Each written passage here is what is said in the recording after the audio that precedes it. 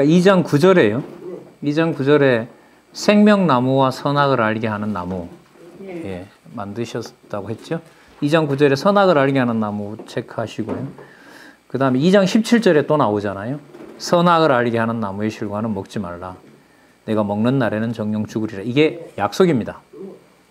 먹는 날, 나온 날이 있다는 거죠. 그리고 그 날이 있으면 뭐 하게 된다? 죽으리라. 여기서 엄청 큰 문제가 발생합니다. 먹고 죽으면 어떻게 되죠? 자손은 끝나잖아요. 그럼 이 말이 무슨 뜻이냐면 하나님 여호와의 존재에 치명적인 손상이 생깁니다. 단절이라는 거죠. 단절 정도가 아니죠. 먹고 죽어버리면 생명이 죽어버렸으면 하나님의 원하는 보시기에 좋았더라고 했던 피조물의 자격이 사라지는데 자손 언약이 끝난다는 말이에요. 그럼 이걸 계속 이제 여호와 주어로 생각을 해야 되는데 여호와 하나님께서 먹는 날에는 죽으리라는 말은 통치하게 하시겠다 하고 만들어 놓으시고 통치하시겠다는 것을 뭐 하겠다는 얘기입니까? 접겠다는 말이죠. 그게 심각한 거예요. 그러니까 본질이 하나님이 무슨 사단이 만들었다고 분명히 나오는데 여기에 핵심은 뭐냐 하면 먹는 날에는 죽으리라를 딱 읽는 순간 죽는 일이 벌어지는 게 이게 약속이다. 오케이, 좋다. 약속이다. 그러면 죽어버리면 에덴 동산 만들어 놓고 죽이면 누가 에덴 동산을 다스려요? 그러면 자손도 죽은 자식 낳을 거고 땅도 죽었으니까 지배 못할 것이고 통치는 불가능할 것이고 그러면 먹는 날에는 죽으리라는 말은 무슨 뜻이냐면 내가 언약했는데 내가 언약을 접겠다는 말이 돼버려요. 이게 심각한 거라고요. 2장 17절이. 이 답을 3장에 가서 찾아야 된다는 거죠. 그래서 제가 1, 2, 3장 2장 후반부는 무슨 내용이 나온다? 하나님께서 자손 땅 통치 언약을 하나님께서 뭐 한다? 뒤집어 버리는 약속이 들어가 있는 겁니다. 그 예를 하나 들면 나중에 나오지만 아벨을 하나님이 받아주셨잖아요. 아벨을. 그 가인을 버렸잖아요. 그럼 누굴 살리고 누구를 죽여야 돼요? 상식적으로 말하면. 장남을 살리고. 예. 그러니까 상식적으로 보면 혈통으로 보면 장자에게 복을 주고 차자가 뭐 안 주든가 이렇게 해야 되고 또 하나는 아벨을 기왕 하나님께서 아벨 제사를 받아서 아담에게 준 복을 이어가는 의인으로 인정을 하셨으면 아벨을 살리고 가인을 죽여야죠. 그런데 아벨을 죽인다는 말은 생육하고 번성해야 될 하나님의 아들로서 자녀로서의 명을 끊어버리는 거잖아요. 그러면 뭐가 심각한 문제가 되죠? 요한은 약속을 안 이루시잖아요. 아니면 두 번째는 사단이 힘이 더 세든가. 이게 구조적인 문제인 거예요. 평면적으로 읽어가지만 그걸 수직적으로 여호와의 언약 섭리를 우리 방식에다가 맞추면 이해가 안 되는 거예요. 그래서 제가 이 저자를 뵙고 10년 전에 와서 그 첫 번째 물었던 게 뭐냐 하면 여호와의 언약 성취, 그러니까 언약 성취 우리가 섭리사라 했잖아요. 섭리사라는 말은 누구의 주권적 방법대로 이루어 가신다? 여호와의 주권적 방법대로 이루어 간다는 말이 섭리라고 했잖아요. 그래서 그 저자를 뵙고 제가 질문을 이렇게 드렸었는데요. 하나님의 그 속성 가운데 성경을 통일성 있게 볼 수 있었던 가장 중요한 하나님의 속성이 뭐였습니까? 제가 이렇게 질문을 했어요. 근데 당장 답을 하시더라고요. 나한테는 절대 주권성이었다. 그게 무슨 뜻이냐면 어제 제가 말씀드렸을 때 전능성 다음에 주권성이 온다고 얘기를 했잖아요. 그 말은 사단을 마음대로 쓰고 의인을 망하게 하는 이런 분이란 말이죠. 그걸 적절하게 쓰신단 말이에요. 여호와께서. 그러면 절대 주권성이라고 했다는 말씀은 뭐냐면 악을 언약과 성취를 이루어 가는데 하나님이 쓴다는 게 이해가 됐기 때문에 우리 기준에 맞지 않는 성경 사건이 나오더라도 그 사건이 여호와가 없는 것이 아니라 여호와가 살아계신 것을 여호와께서 확증하시는 걸로 이해할 수 있었다. 제가 이해를 그렇게 했는데 맞습니까? 라고 하니까 그렇다고. 근데 지금 여기 나오잖아요. 생명나무만 줘야지 왜 선악을 알게 하는 나무를 주고 밑에 내려오면 2장 17절에 왜 먹는 날에는 죽으리라고 해요. 근데 여기서 먹는 날에는 죽으리가 나왔기 때문에 이것도 이루어져야 돼요? 안 이루어져야 돼요? 이루어져야 돼요. 근데 문제는 뭐라고요? 이게 이루어지면 자손 언약이고 땅 언약이고 통치 언약이고 다 끝이 난다는 거예요. 이게 가장 심각한 상황입니다. 2장 17절은 사람 자유의지에 맞추는 문제가 아니라 언약과 성취하신다는 내용을 받아들이더라도 2장 17절에 나타난 먹는 날에는 죽으리라는 하나님의 언약이 뒤집어지는 건데 아시는 것처럼 에덴 동산에서 추방하는 일이잖아요. 에덴 동산에서 추방하는 내용에는 알고 있어요, 대부분. 근데 문제는 추방하기 전에 사단과 하와와 아담에게 내렸던 내용을 단순 저주로만 알고 있습니다. 여기에 문제가 있는 거예요. 이게 본문이 약한 거죠. 잘 아시는 대로 3장 1절도 중요하죠. 일단 이거 한번 볼까요? 자, 이 구조가 너무 재밌습니다. 자, 보겠습니다. 2장 18절 볼게요. 여호와 하나님이 가라사대 사람의 독처하는 것이 좋지 못하니 내가 그를 위하여 돕는 배필을 지으리라 하시니라. 돕는 배필이라 그러죠. 뭘 도울까요? 아담을 돕는데 그 아담에게 어떤 도움을 주려는 거죠? 생육 번성, 생육하고 정복하고 다스리는 거죠. 왜? 아까 1장 26절에 나왔잖아요. 다스리게 하자 하시고 사람을 만드셨는데 여자와 남자를 만드셨더라. 그러면 자손 언약과는 직접 관계가 되는 거죠. 자, 그러면 볼까요? 19절에 보면 주어가 누구죠? 18절에 죄송합니다. 여호와 하나님이죠. 여호와 하나님께서 아담을 돕는 배필을 지으리라 하시죠. 맞죠? 그러면 19절에 18절에 하와 짓는 얘기가 나오니까 19절에 무슨 내용이 나오면 맞아요? 아까 하와 짓는 얘기가 18절에 나왔으니까 19절에 무슨 내용이 나와야 돼요? 하와 짓는 내용이 나오죠. 나와야 되거든요. 근데 한번 잘 보세요. 18절에 돕는 배필을 지으리라 하시니라 하고요. 19절 패스, 20절 패스, 21절 가면 그래서 여호와 하나님이 아담을 깊이 잠들게 하시니 잠들매 그가 그 갈빗대 하나를 취하고 살로 채우시고 여호와 하나님이 아담에게 취하신 그 갈빗대로 누구를 만들어요? 여자를 만드셨어요. 누가 생육 번성하는 거 맞아요? 여호와께서. 아담도 누가요? 여호와께서. 태어나게 하는 것도 누가요? 여호와께서. 그럼 여호와 하나님 이루시니까 문화명령 아니죠. 문화명령의 문자도 못 꺼내게 해야 돼요. 이건 진짜 아니잖아요. 아무리 봐도. 자, 다시요. 여호와 하나님이 아담에게서 취하신 그 갈빗대 아담에게 끌어오시니 아담이 가로되 이는 내 뼈 중에 뼈요 살 중에 살이라. 이 말이 무슨 남녀 관계가 아닙니다. 이 말에 담겨 있는 무게를 여호와께로 놔야 돼요. 여호와께서 만드신 작품에 대해서 여호와처럼 뭐 하는 거죠? 보시기에 좋았더라는 거예요, 이게. 이게 타락 전이기도 하고.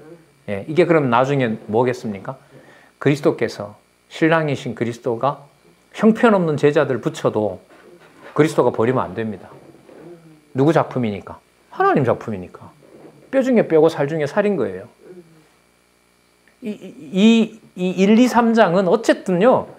저는 그렇게 생각해요. 창세기가 계시록까지 가는데 큰 구도를 빨리빨리 접근해 갈 수 있는 틀이 여기에 다 나온다고 봐요. 1, 2, 3장에. 조금 더 볼까요? 22절 이끌어 오시니 뼈 중에 남자에게서 취하였으니 이름이 나오네. 이제 여자라 칭하리라. 여러분 아까 27절에 여자라는 말이 나왔었죠. 근데 여자라는 말이 뭔 말인지 설명 안 했죠. 근데 여호와 하나님이라는 게 2장 4절부터 출발했죠. 만들어 놓았잖아요. 아담으로부터 낳게 했기 때문에 여자라 부르는 거죠. 근데 이게 또 하나 중요한 게 나중에 고린도 전후서라든지 디모데 전후서라든지 나중에 서신서에 가면 남자와 여자 관계를 설명을 교회와 관련해서 합니다. 이게 정리가 안 되면은요, 이게 남존여비로 이게 진짜 소설이 나옵니다. 지금 갈 수는 없고요. 이제 다음에 나오면 거기 가서 또 세밀한 그 강론까지는 이번에는 힘들 것 같고요. 어쨌든 목사님 연구하시면서 또 좋은 기회가 있으리라 봅니다. 자, 27절. 그러므로 남자가 부모를 떠나. 남자가 아담이 부모를 떠나는 건 누구 떠나는 걸까요? 남자 아담의 부모가 누굽니까?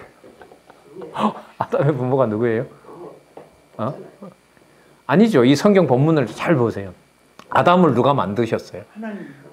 부모가 누구예요, 그러면? 하나님. 하나님이세요. 이 자손 언약과 다 연결되는 이런 개념들이 부모를 떠나 그 아내와 뭐하여 연합하여 둘이 한 몸을 이룰지니라. 왜냐하면 아까 1장 27절에 보면 한 사람을 창조했으니까, 근데 여자와 남자로 창조했다고 했으니까 보이기에는 둘이라도 둘일 수가 없는 거죠. 예를 들면 그리스도와 교회가 한 몸이 되는 것하고 똑같은 거죠. 여기서 보면 25절 그 증거가 뭐냐 하면 한 몸이니까요. 아담과 그 두 아내가 벌거벗었으나 부끄러워 아니하더라. 이렇게 됐는데 우리가 패스한 구절이 있죠. 몇 절 몇 절입니까? 자, 그럼 패스를 했는데도 아담으로부터 하와를 낳게 하고 그 하와랑 한 몸이어야 되고 또 그를 통하여 한 몸이라는 것이 부끄럽지도 않고 보시기 아름다운 거 아니겠어요? 우리 이해하는데 별 문제가 없었죠. 그런데 아까 19절 20절 지나왔어요. 예. 그러면 이게요 19절 20절을 빼고 18절에서부터 21절 읽으면 연결이 돼요. 그런데 이 19절 20절이 뭐냐는 거예요. 한번 볼까요? 여호와 하나님이 흙으로 각종 들짐승과 공중의 각종 새를 지으시고, 이거 다섯째 날에 지었던 거죠. 근데 아까 우리 김 목사님이 이제 이게 왜 반복되냐라고 했을 때, 그 제가 볼 땐 톨레도트 때문에 그래요. 어디에서 구체적으로 이루시는 거예요? 에덴 동산에서 지금 이걸 구체적으로 이루시는 것을 확증하기 위해서, 그리고 어떤 낱말을 여호와 하나님을 확증하기 위해서 지금 이게 나오는 겁니다. 그래서 이게 다른 문서가 아니라 여호와 하나님이라는 사실을 확증하기 위해서 지금 반복되는 거라고 보시면 돼요. 자, 공중에 각종 새를 지으시고 아담이 어떻게 그 이름을 짓나 보시려고 그것들을 그들에게 이끌어 이르시니 아담이 각 생물을 일컫는 바가 곧 그 이름이라. 아담이 이끌어 와서 아담이 지었습니까? 하나님이 이끌어다 줬습니까? 하나님이 이끌어다 줬죠. 하나님이 이끌어다 주는 것은 다스리는 걸 누가 이루신다는 걸 강조하기 위한 걸까요? 아까 1장 26절에 우리가 우리의 형상을 따라 사람을 짓고, 자 여기서 지나왔네요. 우리의 형상을 따라 우리의 모양, 형상 모양이 또 많은 소설이 있습니다. 이제는 우리 간단하게 정리하죠. 형상과 모양은 뭐와 관련된다? 다스리자와 관련된다. 모양과 형상이 무슨 다른 거 잡으시면 안 돼요. 그리고 하나님이 나중에 어디에 가면, 십계명에 가면 뭘 만들지 말라 그러죠. 형상 만들지 말려야죠. 이게요 쉬운 문제는 아니에요. 이게 주석이. 하나님께서 사람을 만들 때는 어떻게 만들어 놓고 우리의 형상을 따라 사람을 만들어 놨는데, 나중에 십계명에 가면 뭘 만들지 말라? 어떤 것도 만들지 말라 그래요. 이게 설명이 필요한 부분이에요. 사실 이게 신학적으로 보면. 그리스도 그 외 다음에 나오면 또 말씀드릴게요. 어쨌든 여기서 말씀을 좀 더 드리면은 19절에 보면 이끌어 오시니 이끌어다 줘요. 그리고 이름을 지으라 그러고, 이름을 짓는다는 말은 동물들을 누가 통치하는 걸 이루어 주시는 거냐면 아담이 하는 걸 이루어 주시는 거죠. 여호와께서 하신 거 맞죠? 20절에 아담이 모든 육축과 공중의 새와 들의 모든 짐승에게 이름을 주니라. 자, 여기서 일단 끊을게요. 통치 환경이 다 마련이 됐습니다. 그런데 아까 1장 26절에 보면 우리가 우리의 형상을 따라 사람을 만들고라고 했을 때 사람 속에 누구와 들어가죠? 남자와 여자가 들어갔죠. 그러면 이름을 지어놓고 그걸 다스리려면 아까 아담뿐만 아니라 사람을 지었는데 남자와 여자가 있었으니까 누구도 동참을 시켜야 돼요. 여자도 동참시켜야 되죠. 그런 의미에서 돕는 배필입니다. 돕는 배필이라고 아까 했잖아요. 하나님께서.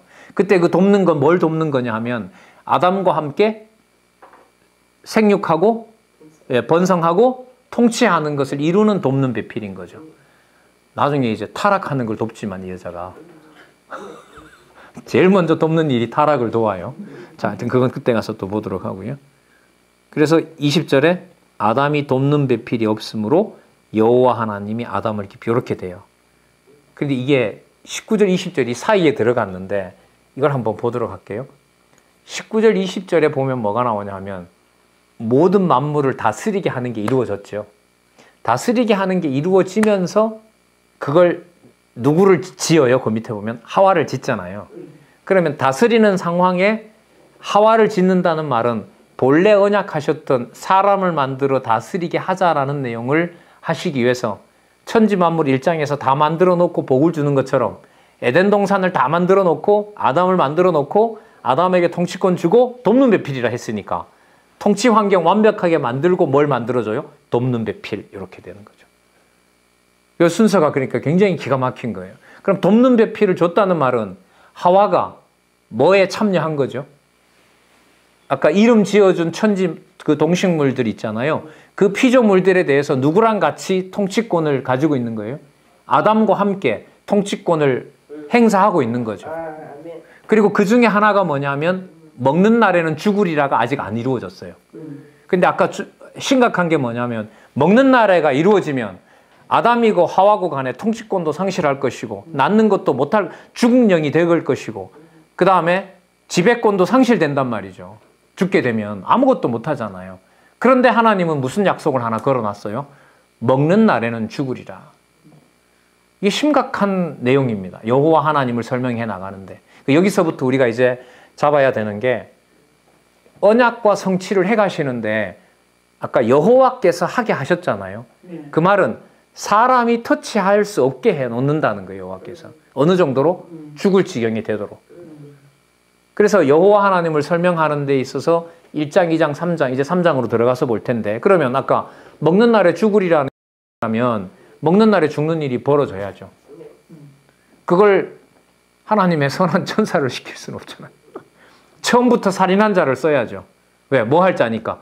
요한복음에 그게 맞아요. 진짜. 처음부터 살인한 자라는 말은 뭐 하러 온 거죠? 처음부터 아담과 하와를 죽이려고 온 거죠. 왜서 죽여요? 2장 17절에 무슨 약속이 있으니까? 먹는 날에는 죽으리라고 했으니까. 자, 그럼 3장 1절부터 여호와 하나님이 지으신 들짐승 중에 뱀이 가장 강교하더라. 자, 뱀이 여자에게 뭐 쭉 이제 우리 구조에 좀 맞춰야 되니까요. 먹지 말라 하더니 아니다. 다 먹는데 먹지도 말고 만지지도 말라고 하더라. 어쨌든 죽을까 하노라 그랬어요. 뱀이 여자에게 말합니다. 아니다. 죽지 않는다. 5절 볼까요? 너희가 그것을 먹는 날에는 너희 눈이 밝아 하나님과 같이 되어 선악을 알 줄을 하나님이 아심이라. 선악을 아는 일에 하나님과 같이 된다는 말은 뭐냐 하면 만사 만물에 내가 하고 싶은 대로 하고 내가 하기 싫은 대로 하는 일체 모든 것들이 누구처럼 된다? 하나님처럼 된다는 거죠. 그러니까 무슨 유혹에 넘어가요? 네가 피조물인데 이거 먹으면 너가 뭐가 된다? 하나님이 된다. 하나님이 된다. 자, 여기서 아까 내용을 좀 연결을 시킬 필요가 있어요. 아담이 이름을 짓고 하와가 거기에 동참하면서 천지 만물을 다스리는 권세를 아담과 하와가 알죠. 그러니까 무슨 뜻이냐면 창조주인 하나님께서 천지 만물의 관리권을 허락했기 때문에 천지 만물을 다스리면서 좀 해설을 위해서 말씀드리면 신이 된 게 어떤 기분인 줄 아는 거죠. 그러니까 사단이 와서 뭘 건드려요? 그거 얘기한 것, 먹지 말라고 한 것은 너네들이 신이 되는 걸 경계해서 하나님이 먹지 말라고 한 거다. 그럼 그거 먹으면 뭐가 된다? 창조주가 된다. 신이 된다. 신이 된다. 근데 이게 아무리 설명을 심각하게 하더라도 아까 2장 17절에 이미 뭐가 약속이 돼 있어요? 먹는 날에는 죽으리라. 그리고 우리 고민은 거기보다가 뭐예요? 죽으면 어떻게 되지? 끝나는 건데 여호와라는 이름을 이건 시작도 안 하고 그냥 2, 3장에서 다 덮어야 되는데 이건 어떻게 될까? 그런데 또 하나 확인한 건 매 주어마다 누가 하신다는 거 봤어요? 여호와 하나님. 이 조화가 어떻게 되는 거? 분명히 죽인다는 건지 살린다는 건지. 자, 볼게요. 자, 이제 넘어갑니다.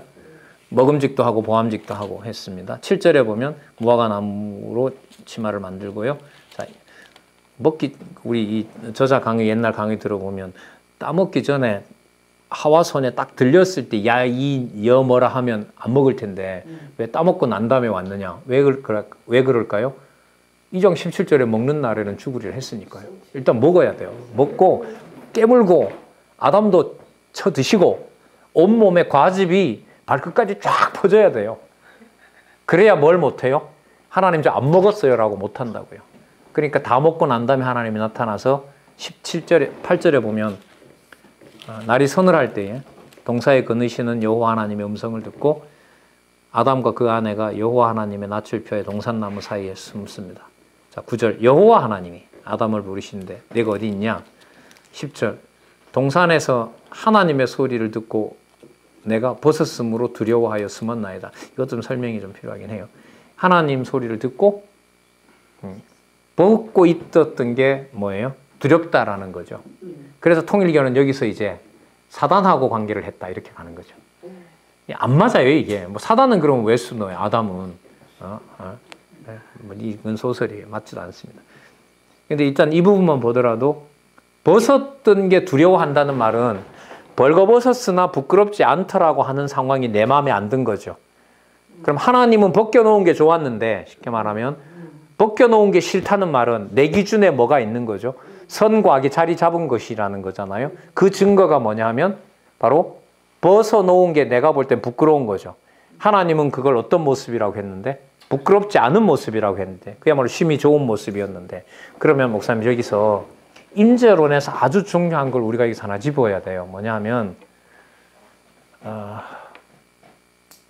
선, 악을 아는 일에 하나 된다는 말은 내 기준의 선과 악으로 사람이 살아가잖아요. 사람이 선과 악을 판단 못하면 뭐죠? 식물인간이죠. 그게 죽은 목숨 아닙니까? 그러면 아까 점심 맛있게 저희들 먹었는데요. 목사님 제가 그 고기와 그 야채 중에 제가 야채를 먼저 먹었거든요. 오이를 먼저 먹었어요. 왜 오이를 제가 먼저 먹었을까요? 내 마음이에요. 무슨 뜻이냐면 내가 좋으니까 먹은 거예요. 다른 분은 아마 고기를 먼저 드셨을 수도 있어요. 그게 죄입니다. 내 좋은 대로 먹는 그게 죄입니다. 커피 먹을까? 차 마실까 하는데 커피를 먹었어요. 왜? 내가 땡기니까. 그게 선과 악을 아는 일입니다. 그러니까 무슨 뜻이? 의식하는 거죠. 내가 선악의 판단자가 되는 거예요.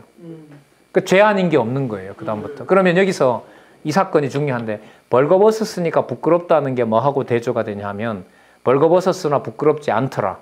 선악과를 먹고 났어요. 누구 기준이 생겼어요? 내 기준이 생겼습니다. 벗겨놓은 게 마음에 안 드는 거죠. 그럼 그 자체가 누구의 존재를 부정하는 게 돼요? 창조주 하나님의 선하신 그 사역에 대해서 내가 내 마음에 안 드는 거죠. 좀 구체적인 예를 들면 오늘 내가 강론을 이렇게 준비해서 했는데 성도들이 내가 준비한 것에 비해서 말씀을 들을 자세가 안 돼 있어. 화가 나잖아요. 누가 화가 나는 거죠? 내가. 누구 기준에? 내 기준에. 왜요? 내 마음에 안 드니까. 이게 하나님과 같이 되는 거예요.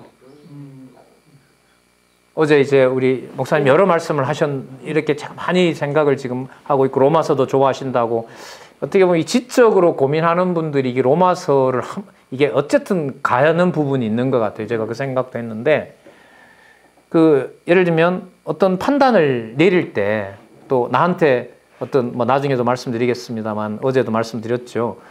사단도 예수님을 유혹할 때 어디에 근거를 가지고 하죠? 성경적 근거를 가지고 하잖아요. 여호와 하나님께서 성령께서 우리를 돌보지 않으면 내가 내리는 판단을 그게 아무리 성경에 근거를 둔다 하더라도 그게 여호와께서 궁극적으로 돌보지 않으면 성경도 인용해서 누구 좋을 대로 써요? 내 좋을 대로 써요. 이게 죄입니다. 그래서 여기 선악을 아는 일에 하나 된다는 말은 하나님이 기쁘시게 해놓은 장면에 선악과를 먹음으로 그게 나한테 싫은 거죠. 그럼 이게 하나님 나중에 3장에 보면 내어 쫓으면서 뭐라고 말씀하시냐면 선악을 아는 일에 우리 중 하나같이 되었다. 그러니까 피조물이 뭐가 되는 거죠? 창조주가 되려고 하는 것이 바로 선악을 아는 일에 하나가 되는 거죠. 그러니까 나중에 제가 소개를 드리려고 해요. 내일쯤 되면 로마서 7장을 목사님 제가 좀 상세하게 다룰 겁니다. 아시죠? 오라 나는. 그 부분을 제가 말씀을 드릴 거예요. 그게 오늘 있는 이 1, 2, 3장하고 관계가 됩니다. 관계가 돼요. 자, 어쨌든 그때 가서 말씀을 드리고요.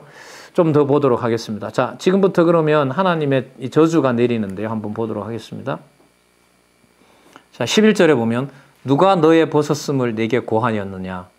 그거 내가 이쁘다고 했는데 너 내가 먹지 말라고 한 실과 먹었네. 이게 책망이 아니라요. 먹는 날에는 죽으리라를 하나님이 확인해 주는 거예요. 이게.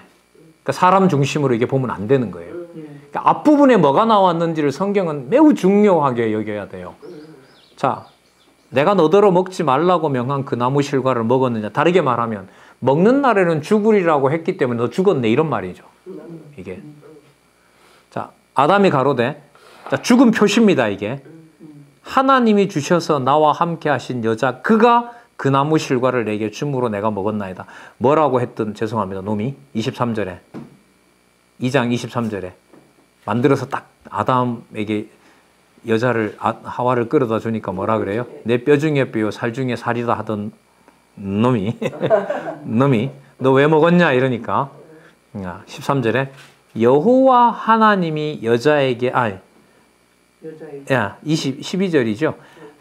하나님이 주셔서 나와 함께 하신 그 여자가 그 나무 실과를 내가 줌으로 내가 먹었나이다.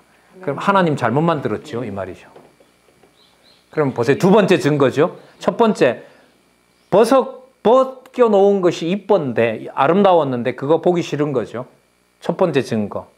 하나님과 같이 된 거죠. 두 번째 뼈 중에 뼈 살 중에 살이라고 했는데 지금은 그 여자 때문에 당신이 만들어준 그 여자 때문에 내가 누구에게 넘어갔다? 사단에게 넘어갔다. 누구 탓이다? 당신 탓이다. 그 죄의 본질은요. 오늘 밥상에서 내가 좋아하는 거 내가 선택한 그게요. 그리스도를 빼면 하나님에 대한 대적입니다. 이게 세상의 상식과 철학과 부합하겠냐고요. 그러니까 이건 성경은 하나님의 말씀은 진짜 하나님의 백성이 먹게 되어 있어요. 이건 진짜 뭐 맘만 먹는다고 되는 문제는 아닙니다. 두 번째 증거가 그러니까요. 다시 말씀드리면은 당신이 뼈 중에 뼈요 살 중에 살이라고 했고 그렇게 잘 지어놨다는 걸 자기가 동의도 했잖아요. 그런데 자기 기준에서 딱 봤을 때 자기가 손해가 되니까 하나님 저 여자 잘못 만든 거죠. 하나님이 나와 함께 하지 않았으면 함께 하도록 하지 않으셨으면 내가 뭐 했을 텐데 안 먹었을 텐데 하나님이 만들어 놓기 때문에 한 거니까 누구 책임이다? 하나님 당신 책임이다. 죄의 본질이 그거잖아요. 그럼 3장 6절은 예?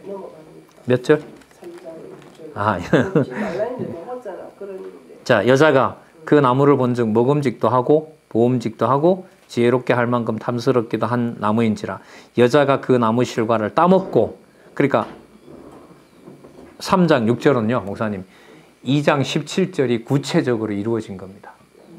먹는 날에는 죽으리라 했으니까 뭐는 무슨 사건이 나와야 돼요? 먹는 날이 나와야죠. 먹은지라. 그러니까 그러면 먹는 날에 죽으리라고 했던 약속에 따라서 쳐 드셨다 뭐 이렇게 되는 거 아니겠어요? 먹는 날에 죽게 된 거죠. 큰 틀에서 보면 누구 약속이 이루어진 거죠? 여호와 약속이 이루어진 거죠. 근데 이제 우리는 계속 문제가 남는 거죠. 그러면 다 죽이고 역석은 어디로 갔느냐? 언약이 전부 다 어디로 갔냐는 거죠.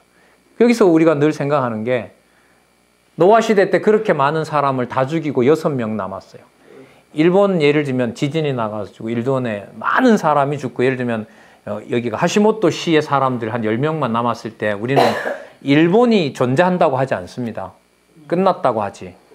그 일이 노아 사건이거든요. 그리고 에덴 동산에서 두 사람을 쫓아냈을 때 누가 보더라도 쟤들 하나님이 잘 만들어서 언약 자손으로 키우려고 했는데 쟤들 범죄해서 이제 뭐 했다? 끝났다. 저주받고 끝났다 이제. 그러니까 누가 보더라도 여호와의 약속하신 것이 눈앞에 가능성을 전혀 뭐 할 수 없게 찾을 수 없게 만드는 상황으로 몰아갑니다. 하나님께서. 근데 그걸 놀라운 제목을 확인을 해드릴게요. 73페이지 책 보시면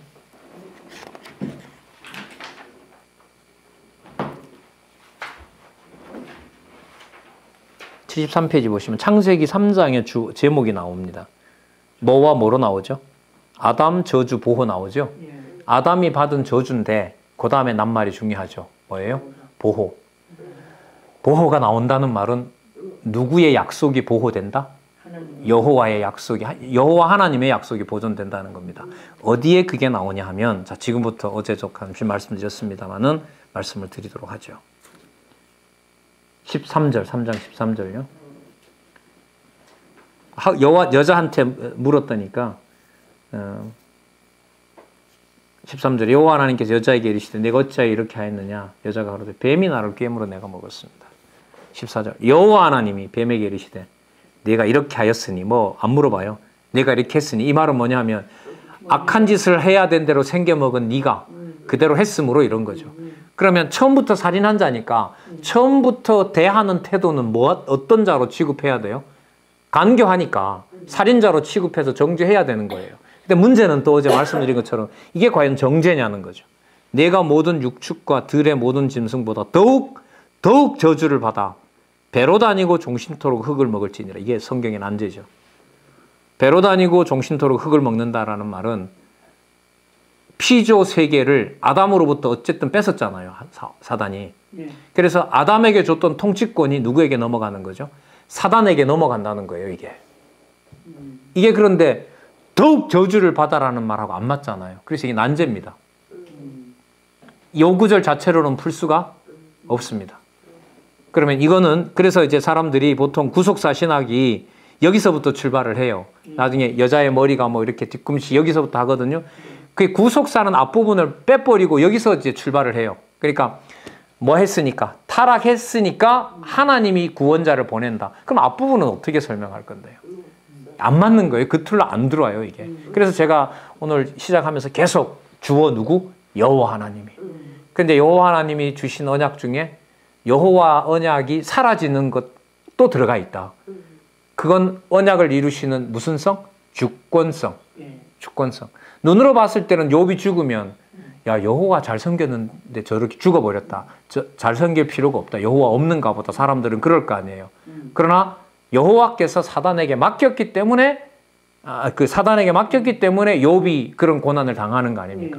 하나님 살아계신 데는 아무런 문제가 없단 말이죠. 그래서 우리가 여호와 계시, 어떤 현장에서도 여호와 살아계십니다.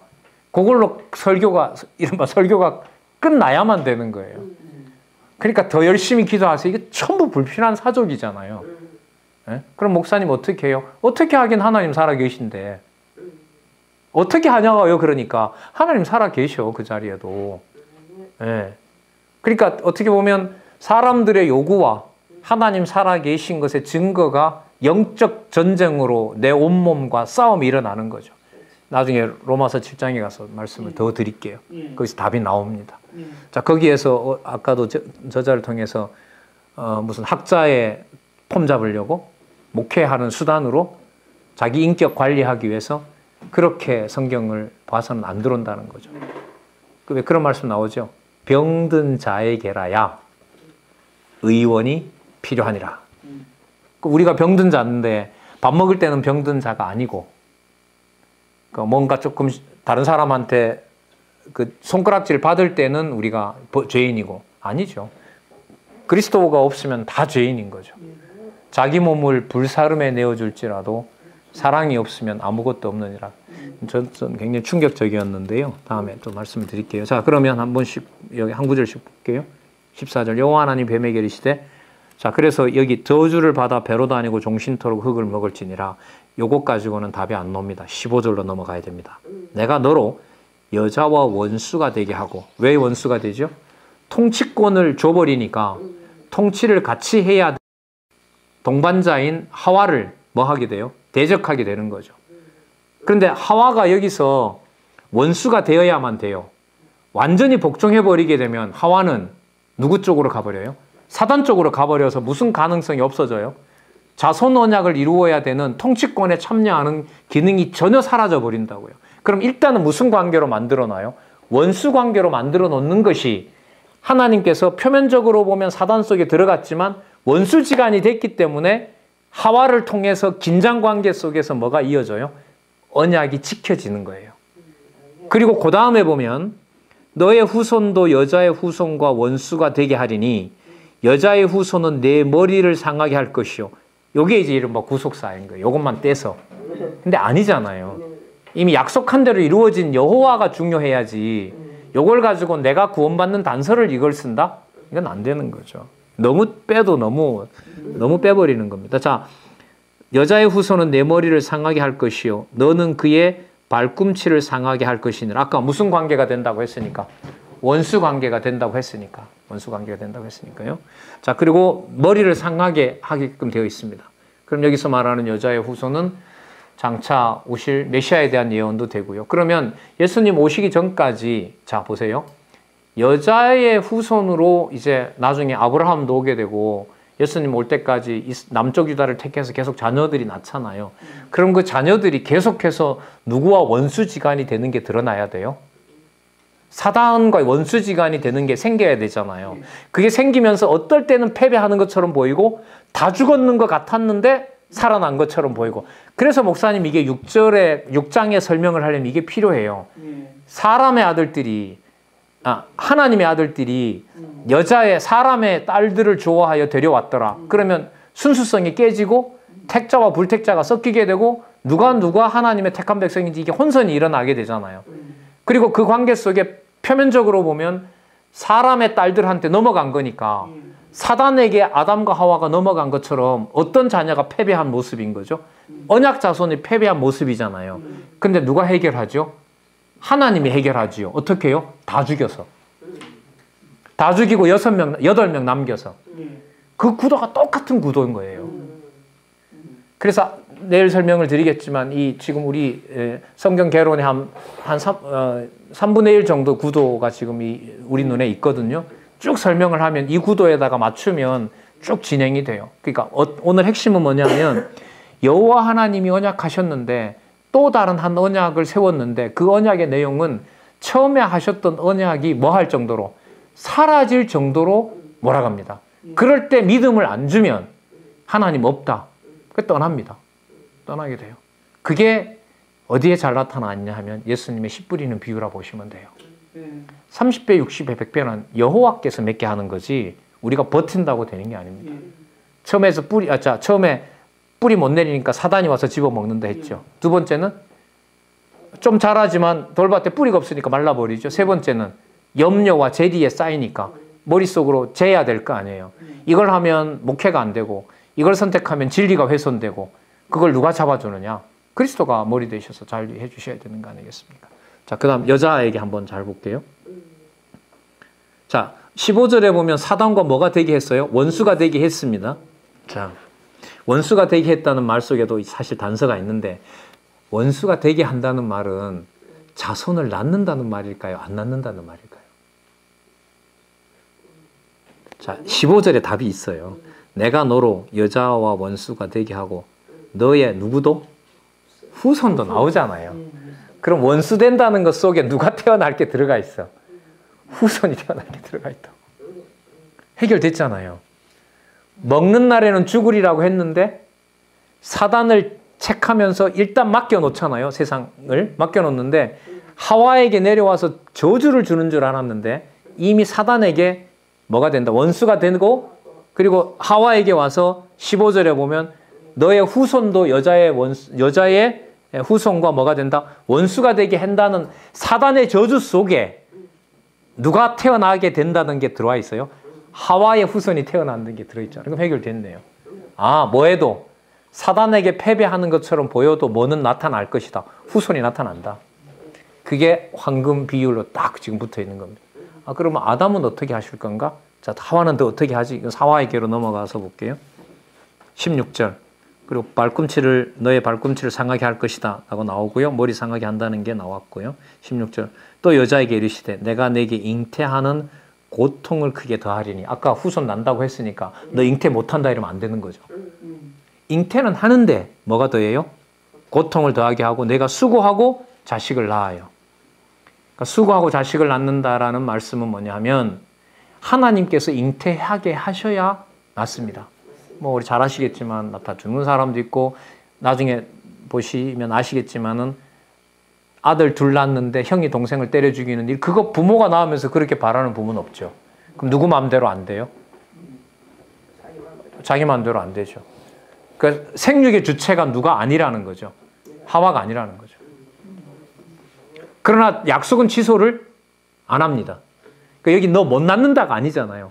잉태하긴 하고 낳기는 낳는데 수고도 해야 되고 너 마음대로 못 키운다. 그러면 자손 제목을 다시 한번 볼게요. 73페이지. 아담과 자손 폐기가 아니라 아담과 자손 뭡니까? 보호가 맞죠. 창세기 3장 주어 볼게요. 저기 제목 볼게요. 창세기 3장. 아담 저주와 뭐? 보호. 보호 맞죠? 사단을 저주한 것처럼 보이지만, 보호하는 것처럼 보이지만, 사단 네가 아무리 설쳐도 후손에 나타나게 되어 있다. 그 다음에 하와한테 와서 낳기는 낳지만 네가 관리 못한다. 그러니까 아담도 볼까요, 그러면? 아담? 17절. 아담에게 이르시되 네가 내 아내의 말을 듣고 내가 너더러 먹지 말란 나무 실과를 먹었은즉 땅은 너로 인하여 저주를 받고 너는 종신토록 수고하여야 그 소수를 먹으리라. 그럼 이 말은 땅 지배권을 박탈한 건가요? 유지는 하되 내가 관리하겠다는 건가요? 유지는 하되 내가, 그러면 맞네요. 여호와께서 하게 하는 게 맞네요. 그럼 그 다음 나오는 모든 내용들이 3장 17절까지 확인해 본 바에 근거를 한다면 하나님의 약속은 어느 정도까지 하나님이 몰아갈 수 있다? 끝장이 나는 상황까지 몰아간다. 끝장이 우리가 보통 돼지 우리간 비유 들잖아요. 탕자 비유. 그러니까 돼지 우리간에 가서 누가 생각이 나요? 아버지 집에 좋고 종도 좋겠다. 이게 기억나는 거죠. 그러면서 어제도 우리 지난주에 포럼 했을 때 아주 좋은 회사 다니던 어떤 형제님 한 분이 사회 경험이 없다 보니까 뭐 많은 돈을 퇴직금을 받아서 했는데 끝난 거예요, 그게. 거의 막 진짜 어떻게 하고 싶을 정도로. 그런데 이 말씀을 들은 거예요. 그래 와서 이렇게 요즘 말하는 간증과 같은 거죠. 그러니까 소개를 쭉 하면서 그래도 기쁘다고. 그러니까 그 기쁨의 척도는 결국 하나님이 뭐와 뭐를 바꾼 거죠. 그 좋은 환경에 직장 생활에 많은 그 금전적인 보상을 가지고 미래를 계획하던 것을 끝내버리고 무슨 이름 하나 딱 남는 거죠. 여호와 이거 하나 딱 남는 거죠. 제가 진짜 기쁘냐고, 진짜 기쁘다고, 진짜 이해가 안 된다고. 이해가 안 될 거라고 목사님은 그래요. 저 이해가 안 됩니다. 그분 여호와께서. 자, 그러면 17절에 아까 확인을 했습니다. 18절에 땅이 내게 가시덤불과 엉겅퀴를 낼 것이라 너의 먹을 것은 밭의 채소인즉. 19절 내가 얼굴에 땀을 흘려야 식물을 먹고 필경은 흙으로 돌아가니 그 속에서 내가 취함을 입었음이라. 너는 흙이니 흙으로 돌아갈 것이니라. 흙으로 돌아가긴 돌아가는데 하나님께서 주신 언약을 파기해버렸어요? 아니면 하나님이 유지해 주셔야 가능한 일이 됐어요? 후자가 된 거죠. 그럼 그 다음부터 일이 나타나야 되는데요. 자, 20절 이게 또 난제입니다. 저기 목사님, 어쨌든 표면적으로 보면 아담으로서는 둘이 쫓겨났어요. 쫓겨난 첫날 그날 집에 둘이 앉아가지고 누가 할 말이 더 많겠어요? 아담이 할 말이 많겠어요? 하와가 할 말이 많겠어요? 아담이 할 말이 많지요. 그러면 적어도 하와에 대해서 당신이 정신이 나갔지. 응? 아까도 또 할 말도 있잖아요. 하나님이 나와 함께 하셔서 한 여자가 줌으로 먹었다고 하니까 그 기분으로 보면 하와가 아담이 할 말이 많지요. 그런데 20절이 충격입니다. 20절이 충격이에요. 이 목사님 한번 읽어보실래요? 20절. 아담이 그 아내를 하와라 이름하였으니 그는 모든 산자의 의미가 이민더라. 그럼 제가 질문을 이렇게 드릴게요. 지금부터 하와는 사단의 종노릇을 한 거기 때문에 죽은 자의 의미입니까? 산 자의 의미입니까? 죽은 자의. 전 이게 꽤 오래 갔습니다. 사실 이 구절이. 요 구절만 떼서 봤을 때 여기서 산자가 나오면 안 되거든요. 자, 에덴 동산에서 추방당했습니다. 자기가 먼저 걸려 넘어져서 아담까지 죽였어요. 그런데 아담이 뭐라고 하냐면 이건 모두 당신 책임이야 라고 나와야 되고, 아까 말도 그 여자가 당신이 잘못해서 이렇게 되는 거라고 해야 되는데, 아담이 하나님께서 아까 사단과 하와와 자기 했던 이 약속을 듣고 아담이 뭐라고 하냐면 하와 보고 산자의 의미라 그럽니다. 이게 사실 어려웠어요, 저는. 여기 어떤 말이 나와야 쉽냐 하면 뭐 여호와께는 어차피 약속 이루어 가니까 여기에 하와 보고 뭐라고 해야 되냐면 죽은 자의 어미다 당신은. 당신 때문에 우리가 쫓겨났기 때문에. 근데 아니에요. 아담이 뭐라고 얘기해요? 산자의 어미라고 말합니다. 왜 산자의 어미냐? 하나님이 아까 하와한테 너 잉태도 못하도록 태도 잡고 애도 못 낳는다라고 한 게 아니잖아요. 뭘 했어요? 낳게 하되 뭐가 따른다? 고통과 잉태의 상고가 따를 것이다. 그러면 아담에게 뭘 가르쳐줬죠? 아담에게 하와가 범죄했다 하더라도 아이를 낳는다. 그러면 뭐가 이어진다? 통치 언약이 그대로 이어지는 여자니까 기분은 더럽게 나쁘지만 당신은 뭐임에 틀림없다. 산자, 생명. 아까 생명이 된지라 나왔잖아요. 생명을 부여받은 하나님의 백성이 날 태가 당신에게 있다. 제가 좀 비유를 썼습니다. 제 어떤 감정이입을 좀 하면 말하기는 죽어도 싫은데 당신 때문에 일이 벌어졌다고 하고 싶으나 아까 하나님이 뭐라고 하셨죠? 잉태의 수고는 따르지만 자손 언약은 이어진다라는 말이 나왔기 때문에 아담의 입에서 뭐라고 합니까? 무슨 자의 어미? 산자의 어미라고 얘기를 합니다. 자, 그럼 목사님 여기서 또 이렇게 계속 이어가 볼게요. 산자의 어미라고 했으면 자식을 낳아요. 동침함에 가인과 아벨을 낳았더라. 그러면 두 아들을 둘이나 낳았으면 어쨌든 산자의 어미가 낳은 자니까 어쨌든 아벨을 택했다 합시다. 그럼 아벨을 살려야 되는 거 아니에요? 그럼 두 아들 중에 예를 들면 아벨이 죽어버리면 아까 하와에게 했던 말이 있었잖아요. 무슨 어미라고 했는데 산자의 어미라고 했는데 아벨을 죽여버리면 아까 그 말하고 또 안 맞잖아요. 그러니까 이 문제가 쉬운 게 아니라 계속 이제 꼬리를 물고 가거든요. 에덴 동산 만들어 놓고 통치하게 하신다고 끌어놓고 이름도 짓게 하시고 먹는 날에는 죽으리라고 했어요. 죽으리라고 했는데 죽었어요. 죽는 줄 알았는데 보니까 언약의 손상은 안 가도록 하나님이 해요. 그런데 자기네들이 스스로는 못 이루어요. 자기네들이 못 이루니까 이제 한숨은 돌려요. 아, 역석 이어가는구나 여호와께서. 그런데 두 아들도 낳게 하네. 그 다음 장면이 또 충격인 거죠. 하완들, 아담인들 상상을 했겠습니까? 하나님이 두 제사 중에 하나는 받는다고까지야 하나님이 그러실 수도 있겠지. 그런데 누구의 손에 의해서? 택하지 않은 가인의 손에 의해서 아벨이 맞아 죽어요. 글쎄요, 부모 입장에서 보면 눈앞에는 당장 뭐가 사라진 거죠? 자손 언약 사라진 거잖아요. 자손 언약 사라진 거예요.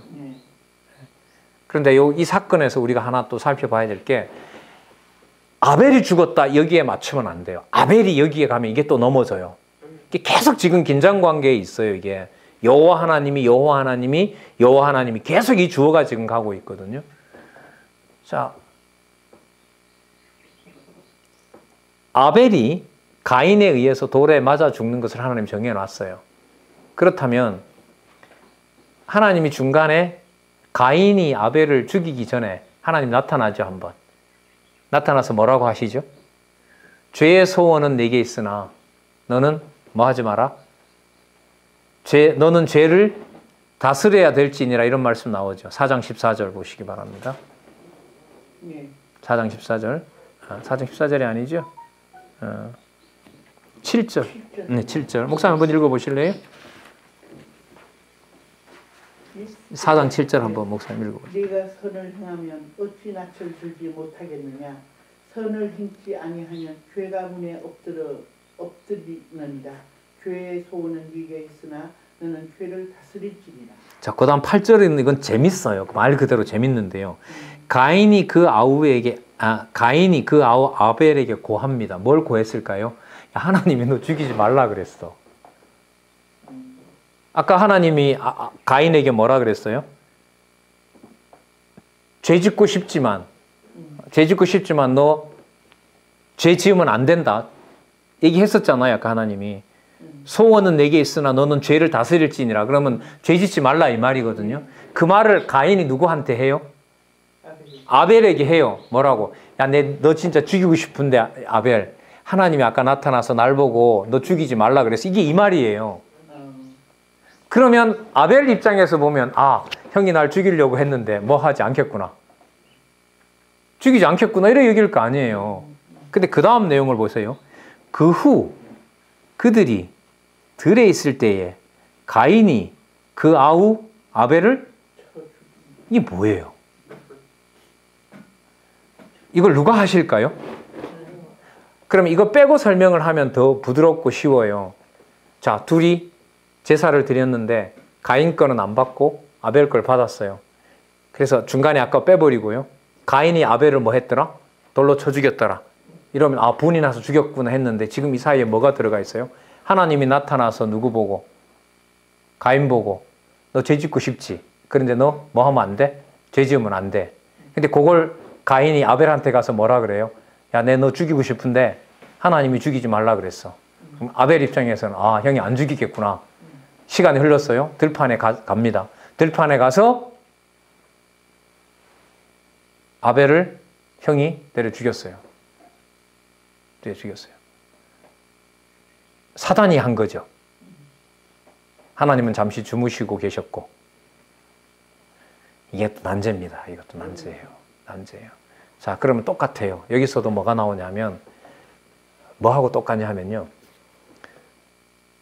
하나님께서 먹는 날에는 죽으리라 안 하고도 선악과를 따먹었을 때 하나님은 얼마든지 책망. 그러면 아담이 예를 들면 이렇게 얘기하겠죠.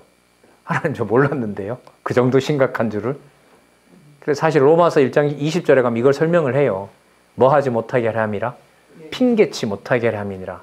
그 부분에 가서 나중에 말씀을 드릴 텐데. 어쨌든 뭐 하기 전에 선악과를 따먹기 전에 하나님은 아담과 하와에게서 뭐라고 했어요? 먹는 날에는 죽으리라. 그러면 자기네들이 먹고 죽었을 때 누구 약속이 그대로 이루어진 줄 알겠어요? 여호와 하나님의 약속이 이루어진 줄 알겠죠. 그러면 가인이 아벨을 죽였을 때 이 성경의 기록으로 보면 가인이 아벨을 죽였을 때 하나님께서 가인에게 나타나서 너는 죄를 다스릴지니라고 하는 이 말씀이 어차피 동생을 죽이도록 되어 있는데 이 말을 했다는 말은 누가 주관하시는 일대로 일이 이루어졌다?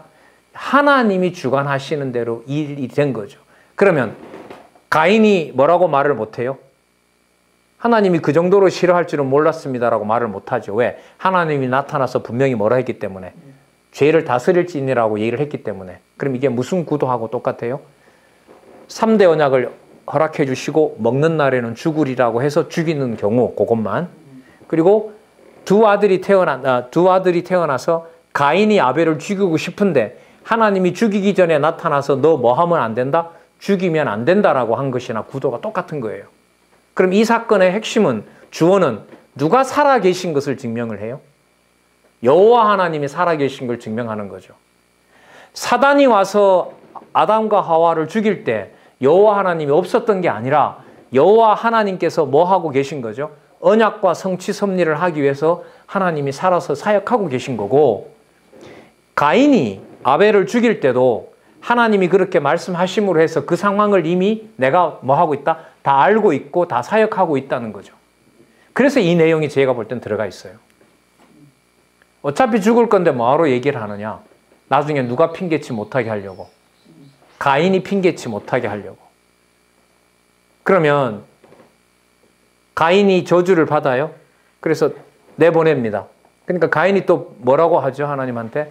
하나님, 제가 동생을 죽인 낙인자로 찍혔는데 제가 사람들 죽이면 어떻게 합니까? 그러면 제 같으면 뭐라고 하냐면, 야 임마 너 고생할 짓을 했잖아. 고생할 짓 했으니까 너 나가서 고생 당해야 되는 거야 라고 할 텐데, 하나님이 그 기도를 또 이루어줘요. 내가 표를 줄 텐데, 그 표가 뭔지는 모르는 표를 줄 텐데 세상 사람들 너 못 죽인다. 이게 이해가 되세요, 목사님? 이해가 안 되죠. 안 돼요. 그럼 이 답은 어디가 나오냐면요, 홍수 사건에 가서 답이 나와요. 그리고 여기 보면 두발가인이나 뭐다 나오죠. 하나님 어떻게 하시는가 한번 보세요. 약속한 아벨은 죽여놓고 죽이게 하고요. 물론 셋을 주고 이렇게 나옵니다만은, 일단은 이쪽 반대편에서 보면 하나님께서 좋아하는 의인 아벨은 죽여놓고 가인은 성도 쌓고 날카로운 무기도 주고, 성도 죽고 날카로운 무기도 주고, 그 다음에 성을 만들어 놓고 즐길 수 있는 악기도 만들게 하고. 그럼 어느 나라가 지금 커지고 있어요? 자, 여기서 중요합니다. 아담에게 줬던 것이 통치 언약이죠. 에덴 동산을 하나님의 통치 국가로 준 거 아니에요. 그런데 지금 아벨은 죽어버리고 아벨을 죽인 동생인 죄인 가인은 하나님 지금 뭘 해주고 있어요? 축복해주고 있는 거예요. 뭘 세워놓고? 성 주고, 날카로운 무기 주고, 또 뭐 하고? 성 속에서 즐길 수 있도록 갖가지 악기 만들도록 해주고, 목축도 허락해주고, 그래서 하나님이 오히려 가인에게 뭘 해준 것처럼 보여요? 축복해줬죠. 그럼 이게 아니잖아요, 이게. 그래서 이게 우리가 이 내용을 잘 몰라요. 예, 그래서 성경을 읽다 보면은 그래서 많이 읽을수록 머리가 터집니다. 예, 혼란스러워. 그러면 여기서 우리는 정리를 해야 될 게 누구 주어를 놓치면 딱 끝나요. 여호와 하나님이라는 주어를 놓치면 끝나고 어제 말씀드렸던 주권성이라는 걸 생각을 안 하면 이게 어떻게 여호와의 언약이냐는 거죠. 그러면 여기 보세요. 대조를 시켜놓을게요. 본문에 나오니까요. 가인은 그렇게 강한 나라를 만들어 놓고 기껏 아담과 하와가 동침해서 누가 낳죠? 셋이 낳죠. 근데 셋이 또 누구를 낳냐 하면 누구를 낳아요? 26절 볼까요? 25절 볼게요. 아담이 다시 아내와 동침하며 그가 아들을 낳아 4장 25절 그 이름을 셋이라 하였으니 이는 하나님이 내게 가인 죽인 아벨 대신에 다른 씨를 주셨다 함이며 26절 자 뭐만 겨우 이어져요? 가인은 아까 뭘 세워주고 국가를 세워주고 통치 언약을 가인에게 세워주고 이쪽에 죽은 아벨은 겨우 뭐만 유지가 돼요? 명맥만. 자 그러면 볼게요. 25절 셋도 아들을 낳고 그 이름을 에노스라 하였으며 그때 사람들이 비로소 누구 이름을 불렀더라? 여호와. 그럼 누구 때는 안 불렀다는 거예요? 가인 때는 안 아니 목사님 잘 보세요. 25절 아담이 다시 아내와 동침하며 그가 아들을 낳아 그 이름을 셋이라 하였으니 이는 하나님이 내게 가인 죽인 아벨 대신 다른 씨를 주셨다 함이며 셋도 아들을 낳고 이름을 에노스라 하였으며 그때는 어떤 때를 말합니까? 셋이 에노스를 낳았을 때. 그런데 아까 성경에 보면 셋을 낳은 것은 아벨 대신에 줬다고 했는데 사람들은 셋이 태어났을 때는 뭘 안 불렀다는 거예요. 여호와 이름을 안 불렀다는 거죠. 그런데 셋 다음에 누가 태어나니까 에노스가 태어나니까 비로소 여호와 이렇게 불렀다는 거예요. 그럼 셋 때는 안 불렀는데 왜 안 불렀을까요? 자, 왜 안 불렀냐? 이게 질문이 잘못됐고요. 여호와께서 셋을 낳았을 때는 사람들이 여호와 이름 못 부르게 합니다. 무슨 트라우마가 있어요? 누가 맞아 죽은? 하나님이 의롭다고 한 아벨이 맞아 죽은 트라우마가 있거든. 그러면 누가 또 맞아 죽을 수도 있어요? 셋이 또 맞아 죽을 수가 있는 거죠. 그런데 상황으로 보면 셋은 태어났다고만 했고 가인은 이미 어떻게 돼 있어요? 통치 국가까지 세웠어요. 그러니까 사람들이 봤을 때는 어느 족이 어디가 흥하고 어디가 망해야 되는데 셋이 흥하고 가인 쪽이 망해야 되는데 가인이 엄청난 나라가 되고 셋은 줬는데 그 약속은 안 나와 있으니까요. 셋에서 겨우 누구에게로 오는 에노스에게로 오는 일이 생긴 거죠. 근데 셋 다음에 누가 태어나니까 에노스를 주니까 누구 이름을 불러요? 여호와 이름을 부른 거죠. 그럼 목사님 여기서 이렇게 정리가 필요합니다. 여호와 이름을 내가 맘 놓고 부를 수 있다 없다 OX. 여호와 이름을 내가 맘만 먹으면 부른다 OX. X. 못 불러요. 그럼 여기 4장 결론에서 지금 정리할 수 있는 건 뭐냐 하면 여호와의 이름을 누구 방법대로 누가 부르게 해 주셔야 됩니까? 여호와께서 여호와의 방법대로 주관하는데 그 방법을 가인을 키워놓는 방법은 우리 속에 여호와의 언약이 사라지는 거예요. 의인이 자꾸 망해가고 악인이 흥하잖아요. 근데 그게 여호와께서 하시는 일이라는 게 믿어져야 여호와가 살아있구나라는 걸 알게 하시는 거예요. 그러면 여호와께서 여호와의 방법대로 여호와가 이루어 가시고 여호와의 백성들에게 여호와의 이름을 뭐한다? 부르게 하시는 거예요. 그래서 목사님 우리가 이 개혁을 하면서 허례허식을 사실 저희들은 의도적으로 경계합니다. 왜냐면 그게 사람 눈을 속이는 거거든. 아까 우리 거룩도 나왔지만, 그래서 우리 단체 이름, 우리 장로님 여기 우리 총회장이시지만 현재 그 우리 단체에서는 뭐라 그럴까요? 사람들이 듣기 좋아하는 어떤 입술로 애드립 이런 거 잘 안 합니다. 사람을 높이거나 뭐 과장된 신용을 하거나 사람들이 왔을 때 그 의도적으로 뭔가 이렇게 그 사람 마음에 드는 환대를 하거나, 그래서 여기 와서 말씀은 좋고 와서 사람들한테 냉랭해서 상처받고 떠난 사람도 있습니다. 왜요? 의도적으로 그걸 연출을 하지 않죠. 아까 우리 강의 들었잖아요. 이쯤 전화하면 저 집사님이 나오거든요. 그러면 오히려 끝까지 안 한다 하잖아요. 그게 매정해서가 아니라 그 영혼을 돌보는 자가 누구라는 게 믿어지니까, 여호와라는 게 믿어지기 때문에. 근데 현대 목회 방법으로 보면 정반대 길로 가고 있죠.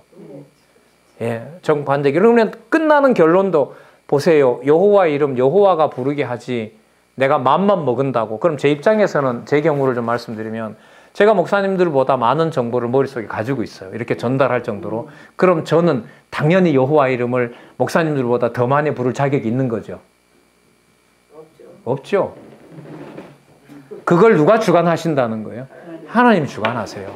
그래서 어떻게 보면 혹독할 정도로 나이 이제 우리 80 넘으신 분이 누가 보더라도 다 우리 선배이기 때문에 뭐 이런 존경을 받아도 되고, 이런 형태로 해도 누가 보더라도 어른이고 우리 문화에서는 한데도 왜 스스로를 그렇게 사람들과 차단을 해나갈 수밖에 없느냐? 여호와의 이름을 여호와가 부르게 해준다는 게 믿어지니까 그게 가능한 겁니다. 갈라디아서 1장 10절 말씀. 맞습니다. 예, 예. 갈라디아 교인들이 눈이라도 빼줄 정도로 됐지만은 하나님께서 바울하고 갈라디아 교인 갈라놔요. 그럼 바울을 버려서 그런 게 아니잖아요. 내가 세운 교회 내가 관리할 거니까 성령의 열매 내가 맺게 해줄 건데 사도 바울은 거기 손 떼라는 거예요.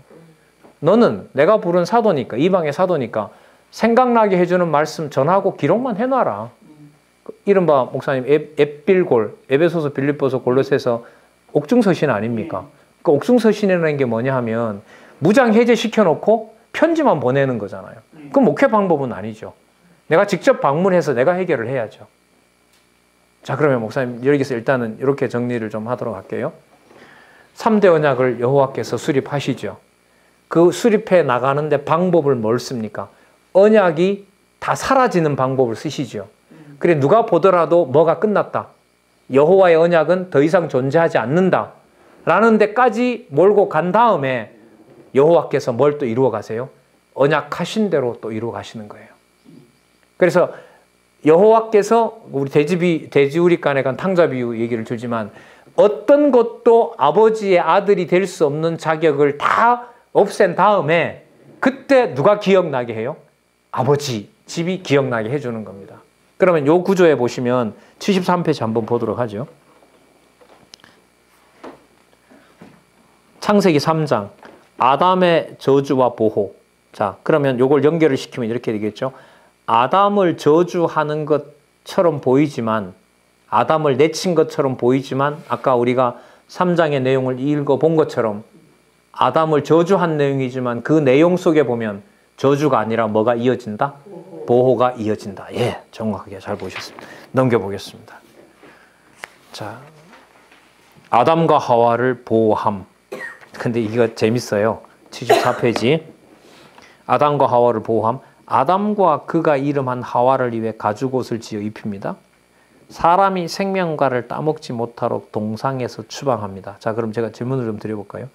동산에서 추방한 게 보호입니까? 보호입니다. 왜냐하면 하나님의 저주 아래 있는 상태에서 생명과를 먹으면 영원히 뭘 받게 되는 거죠? 영원한 저주가 되는 거죠. 그러니까 먹을 수 없는 몸입니다. 근데 언제? 모든 그리스도가 오셔서 모든 것을 회복시킨 다음에 에덴 동산을 예수님이 재림하셔서 회복시킨 다음에 뭘 먹게 해줘요? 생명나무를 그때 주지요. 그럼 여기서는 뭐 하는 게 뭐가 맞아요? 추방하는 게 뭐가 맞습니까? 보호가 맞죠. 교회가 망하는 게 보호예요, 목사님. 이게 이 구조입니다. 이 구조예요. 그러니까 아까 소개했던 어떤 형제님 얘기대로 망했는데 좋다 하잖아요. 그럼 망했는데 왜 좋으냐? 여호와 살아계신 게 믿어지니까. 이 구조가 개론에 다 되어 있습니다. 개론 구조에 이게 나타나고 있고요. 자, 목사님 좀 한 15분 더 하면서 5시까지 말씀을 드릴게요. 제가 오늘 말씀드릴 걸 제가 메모를 한 서너 가지를 했는데 제가 지금 다 기억이 안 나서요. 좀 저도 메모 좀 잠시 보겠습니다.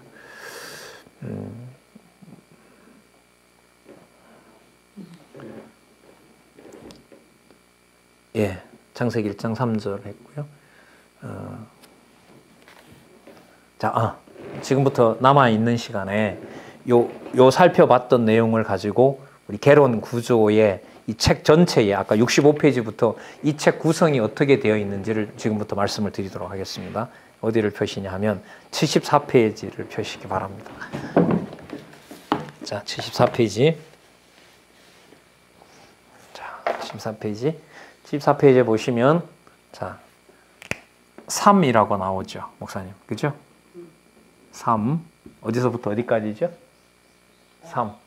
그 구절만 한번 보겠습니다. 창세기 3장 20절에서 24절. 창세기 3장 20절에서부터 24절. 그리고 요 밑에 뭐가 있죠? 요약. 여긴 요약이 몇 개 돼 있죠? 1. 요약 2 이렇게 돼 있죠? 그러면 요약 1, 2는 밑에 보면 뭐가 나올까요? 성경 본문이 나오겠죠. 그러니까 여기 요약 1에 보면 몇 절에서부터 몇 절까지죠? 20절에서부터 21절. 그 다음에 요약 2는 22절에서부터 24절. 네? 아니, 위로 올라가야 되겠다. 안 보이세요? 예. 자, 성경 본문이 있어요. 자, 그러면 창세기 3장 20절에서부터 24절을 모을 때는 여기에 의미가 있기 때문에 요만큼 모은 겁니다. 중심은 저자 중심이 아니에요. 누구한테 알려드려야 되니까. 독자에게 알려주기 위한 배려가 되는 거죠. 자, 그러면 성경 본문 위에 요약에서부터 출발하는 게 이 책입니다. 그러면 이 책을 읽을 때 첫 번째 조건이 있어요. 만약에 목사님들께서 3장 20절에서부터 21절을 알고 있다면, 지금 알고 있다면 여기 있는 제목이 맞는지 아닌지 확인이 빨리 올 것이고, 3장 20절에서부터 21절까지 내용을 모르면 일단 이 내용을 뭐하고 확인하고, 그리고 이 요약이 제대로 됐는지 확인하고. 성경을 왜곡시키면 안 되니까. 그렇죠? 아주 중요한 겁니다. 그러니까 그럼 20절에서부터 24절까지, 20절에서부터 24절까지 내 머릿속에 내용이 훤하면 요약 제대로 된 거 맞다. 근데 확인이 안 되면 뭐부터 봐야 돼요? 20절, 21절, 22절, 23, 24절 봐야 되는 거죠. 그럼 제가 이렇게 목사님들한테 전할 수 있는 조건은 뭐냐 하면 일일이 다 확인을 한 거죠. 한 8, 9년 정도 걸리는 거죠. 예. 그러니까 이게 단숨에 뭐 쇳불 빼는 이건 아닌 거예요, 목사님. 그러니까 저는 이제 목사님 연세 얘기하셔서 이렇게 기분이 안 좋으신 것 같은데, 이게 제가 해보니까 시간이 너무너무 이게 소중한 거예요. 그래서 오기 전에 어떤 분 만나는데, 그분 그 요즘 근래에 몇 개월 전에 만난 목사님이에요. 청주 계신데 하루 15시간 공부. 그렇잖아요. 내가 단지 성도 같으면 그냥 들으면 되는데 일일이 본인이 확인 안 했는데, 창세기 3장 20절부터 24절은 여러분 아담과 하와를 보호합니다. 목사님 확인했어요? 그러면요. 안 되잖아요. 제가 확인했습니다. 베레아 사람입니다. 제가 확인했죠. 그러니까 이 작업이 이 순서 여기서부터 출발하는 겁니다. 그러니까 3장 밑에 어떤 거는 뭐도 나오냐면, 요 내용이 요약이 뭐 3, 4 갈 때는요, 요약 1, 2, 3, 4를 해서 동그라미까지 내려간 본문도 있습니다. 왜? 본문이 많을 때는. 그래서 동그라미 보통은 양쪽 괄호 이렇게 시작합니다. 그럼 이제 넘겨보시자고요. 창세기 20장과 21장은 어디 속에 들어가 있어요? 창세기 20장에서부터 24장 사이에 들어있죠. 그러면 앞 페이지 한번 넘겨보실까요? 창세기 3장 20절에서부터 24절은 자, 어디 안에 들어가 있죠? 창세기 3장 안에 들어가 있는 거예요. 맞습니까? 자, 여기 이렇게 되어 있네요. 1. 창세기 3장. 창세기 3장 20절에서부터 24절은 창세기 몇 장 안에 있다고요? 창세기 3장 안에. 자, 창세기 3장의 제목은 뭐냐 하면 아담 저주와 보호. 자, 요 시간상 요거는 이제 확인해 가시는 방법을 안내해 드리는 거니까 여기 의미가 달려 있죠? 요 의미가 달려 있는 것이 뭘 지배합니까? 창세기 3장 내용을 다 지배하죠. 요게 3번이니까 앞에 뭐가 있겠어요? 2도 있을 것이고 또 1도 있을 것이고 요렇게 내려오면 1도 있을 것이고 2도 있을 것이고 바로 또 요 밑에 보면 뭐가 있을까요? 성경 본문이 있을 거고요. 예. 자, 성경. 그런데 요 책 다음에 우리가 읽고 공부해야 될 성경 강론집은 성경 본문으로 내려가면서 낱말 하나하나까지를 다 풀어놓은 성경 강론 전집이 되는 겁니다. 그게 이제 18권인 거죠. 이른바 주석이 되는 거죠. 자, 그러면 창세기 3장은, 자, 목사님 위로 올라갑니다. 창세기 3장은 몇 장과 몇 장 사이에 있어요? 창세기 3장에서부터 몇 장 사이요? 5장. 자, 이 책 보는 방법이니까요. 목사님 잘 보시기 바랍니다. 자, 2번이죠. 2번. 창세기 3장은 창세기 3장에서부터 몇 장 사이에? 5장 사이에 있습니다. 이렇게 나누는 것은 무엇을 단위로 한다? 내용이 아니라 의미. 의미에서 오늘 확인한 것은 주어 누구였다? 여호와 하나님. 그래서 제일 꼭대기에 올라가면 성경은 여러분 뭡니까? 여호와 계시. 좀 풀면 여호와의 존재와 여호와의 역사 사역하심과 그의 능력이 바로 계시의 내용이라고 보시면 됩니다. 여호와 계시. 자, 이렇게 잡으시면 되고요. 자, 또 한번 해볼게요. 창세기 3장과 5장은 앞으로 넘겨보시면요. 어디로 가시면 69페이지로 가셔야 됩니다. 창세기 3장과 5장은 몇 장 안에 있어요? 제 1절 창세기 몇 장에서? 1장에서부터 몇 장? 11장 안에 있습니다. 여기에 또 뭐가 있습니까? 의미가 있습니다. 의미가 뭐냐 하면 인류 시조와 언약. 창세기 1장과 11장은 어디 안에 있습니까? 69페이지 제 1장 안에 있습니다. 어디서부터 어디까지요? 창세기 1장에서부터 몇 장이죠? 36장. 여기 또 의미가 있습니다. 의미의 핵심은 무슨 개념요? 여호와 하나님, 여호와 계시, 주어 확인. 누가? 여호와께서. 이 본문에 내려오면 누가? 아담이 범죄하였더라지만 올라갈수록 주어는 어디로 향하고 있다? 여호와께서.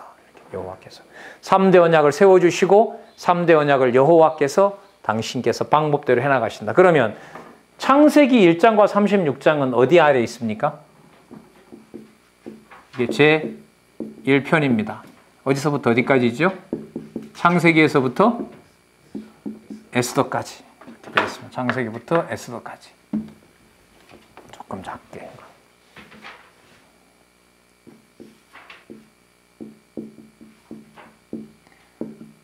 창세기부터 에스더까지. 그럼 목사님, 이제 우리 여기서 출발했잖아요.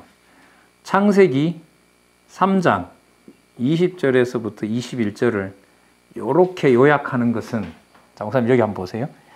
창세기 20장에서부터 21장을 이렇게 한 20자로 요약하는 것은, 여기로 가볼게요. 창세기부터 에스더서까지를 다 알아야 이렇게 요약할 수 있습니다. 그래서 시간이 좀 많이 필요합니다.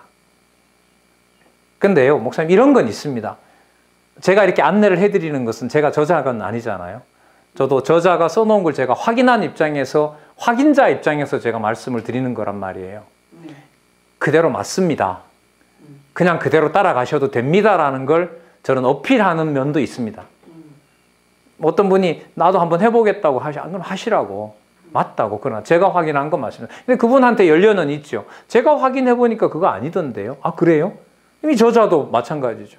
제가 여러분이 이렇게 하나님 주셔서 이렇게 제시를 해놨는데, 그럼 동역자인 목사님들이 또 아니면 신학 교수님들이 좀 확인해 주세요. 거기서 확인이 되면 같이 동역자가 되는 거니까요.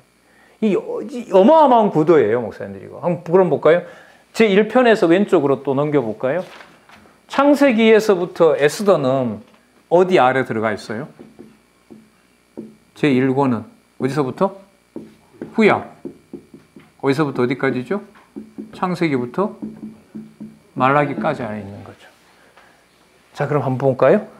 여기 본문이 있어요. 본문 하나. 동그라미 넣어볼까요? 둘, 셋, 넷, 다섯, 여섯, 일곱, 여덟, 아홉, 열. 우리가 강의를 들으시다 보면, 제 강의 들으시다 보면 10단계, 10단계 이런 말을 합니다. 그러면 이게 무슨 뜻이냐 하면, 성경 몇 장 몇 절은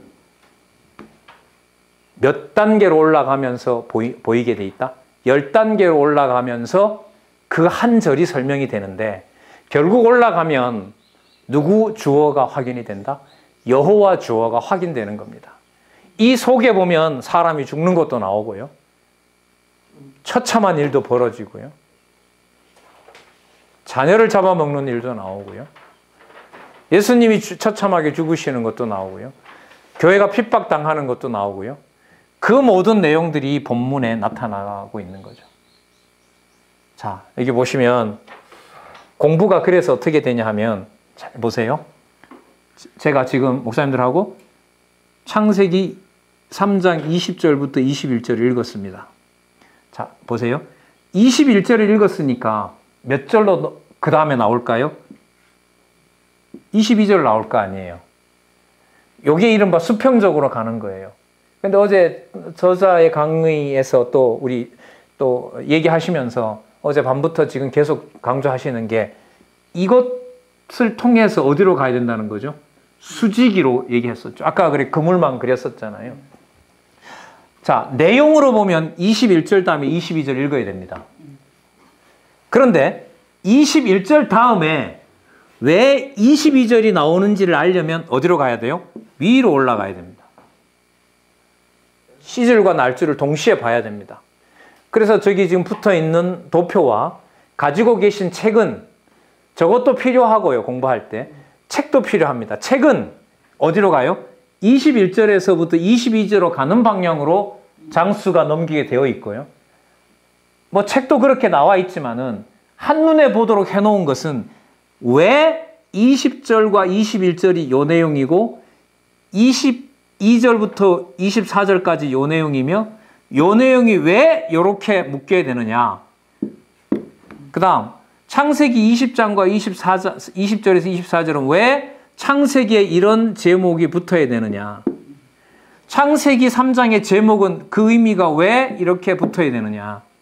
창세기 3장에서부터 5장이 1장과 11장의 내용에 들어간다면 이게 왜 그렇느냐, 왜 그렇느냐, 왜 그렇느냐, 왜 창세기부터 말라기가 그렇게 기록되어 있느냐. 여호와 계시를 위해서 그렇다. 이게 이 부분만 그렇겠습니까? 아니면 성경 전체가 그렇겠습니까? 전체가 그렇습니다. 전체가 그렇습니다. 요한계시록 마지막 장 마지막 절도 여기 나오겠죠? 성경 본문. 그러면 그거는 계시록 뭐 예를 들면 21장 안에 들어가 있겠죠. 21장은 요한계시록 안에 들어가 있겠죠. 이렇게 쭉쭉쭉 올라가면 요한계시록이니까 권으로 보면 제2권이겠죠. 제2권 신약 이렇게 되겠죠. 신약의 의미는 여호와의 그리스도 성취 이렇게 되겠죠. 여호와의 줄이겠습니다. 여호와의 그리스도 성취. 여기도 본문에서부터 쭉 올라가겠죠. 그리고 책은 이렇게 넘어가겠죠. 예. 이게 우리가 살펴볼 이제 시작이 된 겁니다. 자, 마찬가지, 쉽잖아요? 하는 방법이 쉽다는 겁니다. 어떤 방법인지. 20절 다음에 21절 읽어야죠. 근데 20절 다음에 21절 다음에 22절이 왜 그렇게 나오지? 올라가야죠. 그래서 요거 장로님이 해오신 이유가 어제 말씀드렸던 요절을 찾아놨고, 그 요절을 찾아 놓는다는 말은요, 33장 전체가 보이기 때문에 3장 전체에 대한 뭘 달 수 있어요? 의미를 달 수가 있는 거죠. 제목을 달 수 있는 거죠. 그럼 감독이 영화 한 편 만들고 제목에 신경을 많이 쓸까요? 적게 쓸까요? 엄청 씁니다. 제목이 좌우하는 게 많거든요. 일본이 영화 방면에서 뭐가 뛰어나냐면 제가 알기로 애니메이션이 타의 추정을 불허합니다. 그리고 시장도 엄청나고요. 왜냐하면 애니메이션을 자체 제작해서 국내에서 다 소비하는 나라, 그러니까 본전이 나오는 나라가 일본입니다. 그러니까 한국은 이게 열악하다 보니까 한국에서 만들어서 오히려 일본에 와서 그게 대박이 터지다 보니까 한국은 계속 그냥 싼 노임에 수고는 수고대로 다 하는 일이 벌어지거든요. 수백 편의 애니메이션이 만들어지잖아요. 근데 일본 영화의 그 애니메이션의 특징이 뭐냐면 단순 이게 아니라 그 옛날 뭐 공각기동대라든지 저희들 세대들이 좀 이렇게 학교에서 제가 영화 수업 됐는데 그 영화 시리즈가 한 10편 나오잖아요. 그 영화 제목 잡기가 힘듭니다. 주제가 뭐지? 그게 무슨 말씀이냐면 그렇게 눈으로 보여주는 흥미진진하고 아주 그 리얼하게 만드는 애니메이션인데도 분명히 보고 같이 봤는데도 거기에 담겨있는 의미를 찾기가 어렵습니다. 그리고 감독들이 여러 방면을 공부를 하다가 보니까 동양 철학, 서양 철학, 정치, 역사, 뭐 문학 이런 걸 하다 보니까 그 웬만한 작품을 그냥 쉽게 평가하기가 어려운 것들이 몇 개 있습니다. 무슨 말씀 드리려고 하냐면 본문은 이어가고 내용은 들어오는데 그게 왜 거기에 있었는지에 대한 대답은 위로 올라가야 가능한 겁니다. 이 안내서를 지금 여기 드린 거라고 보시면 돼요. 그리고 또 하나 우리 아까 본문에서 분명히 확인했습니다. 창세기 1장 읽었습니다. 2장 읽었습니다. 3장 읽고 4장까지 읽었는데 4장 마지막 절에 결론이 나왔잖아요. 그때야 비로소 누구의 이름을 불렀더라? 이게 이겁니다, 이거. 그래서 이 자리에서 지금 당장 강의가 끝나더라도 어떤 사건이 생겨서 못하게 되잖아요. 아쉽다가 아니라 여호와께서 하신 일이다. 그러면 오늘 공부 결론을 우리가 내린 겁니다, 같이. 그래서 목사님들이 우리 이 성경신학을 공부하는 하나님이 인도하시는 이 성경신학이 얼마나 자유로운지 보세요. 이 풍부한 내용이 아까 보시면 아시겠지만 누가 원하는 방향으로 안 가요, 이게? 짧은 내용이지만. 분명히 약속은 해줬는데 그 약속이 누가 원하는 방향으로 안 가요. 우리가 원하는 대로 안 가잖아요. 그리고 여호와의 이름은 부각되는 게 아니라 점점 사라지잖아요. 그런데 여호와가 마침내 뭘 부르게 해요? 여호와께서라고 부르게 하시잖아요. 이게 성경신학의 핵심입니다. 그러면 이 틀은, 이 의미는 왜 중요하냐? 붙여놓은 의미마다 주어를 항상 누구로 생각하고 여호와로 생각하고 이 제목이 붙은 겁니다. 이 기간이 첫 판이 1987년에서 32년이 더하여 4차 개정이죠. 4차 개정이 2019년 보름 전에 나와서 그걸 가지고 목사님들한테 소개가 되는 거고요. 일본 열도에 어쨌든 상륙했습니다. 목사님, 네. 구원 문제는 이 속에서 다 해결이 됩니다. 구원의 방법. 그리고 이 속에 아까 목사님 조직신학과 관련된 주제를 말씀하셨는데 이 속에 인간론. 자, 하나씩 해볼까요? 아까 구원 문제. 하나님이 언약했기 때문에 아담이 타락하더라도 뭐 했습니까? 보호하셨죠. 그럼 구원론에서 성화는 뭐가 되는 겁니까? 하나님 방법대로 시키는 겁니다. 저는 너무 자유롭고 너무 좋아요. 그러니까요, 목사님. 그러니까 구원론을 제가 지금 설명을 드리는 거예요. 구원론이 죄로부터 구원하는 거잖아요. 그럼 죄로부터 구원했을 때 아까 성경에 보면 죄가 왜서 생겼냐 하면 먹는 날에는 죽으리라는 것 때문에 죄가 생겼죠. 근데 하나님이 저주한 것 같았는데 저주 내용을 보니까 그게 무슨 내용이 들어가 있습니까? 보호 내용이 들어가 있었죠. 그러면 보호라는 말은 구원론에서 보면 성화의 확인을 어떻게 할 수 있느냐? 하나님이 하시는 거였죠. 과정으로 보면 뭘 없앤 것처럼 보이지만 구원의 효력이 상실된 것처럼 보이지만 그러니까 먹는 날에는 죽으리라고 하는 일로 죽는 일이 벌어졌는데 약속하셨던 언약이 성취됨으로 뭐가 보호가 돼요? 구원과 성화와 견인, 성도의 견인까지 보호가 되는 겁니다.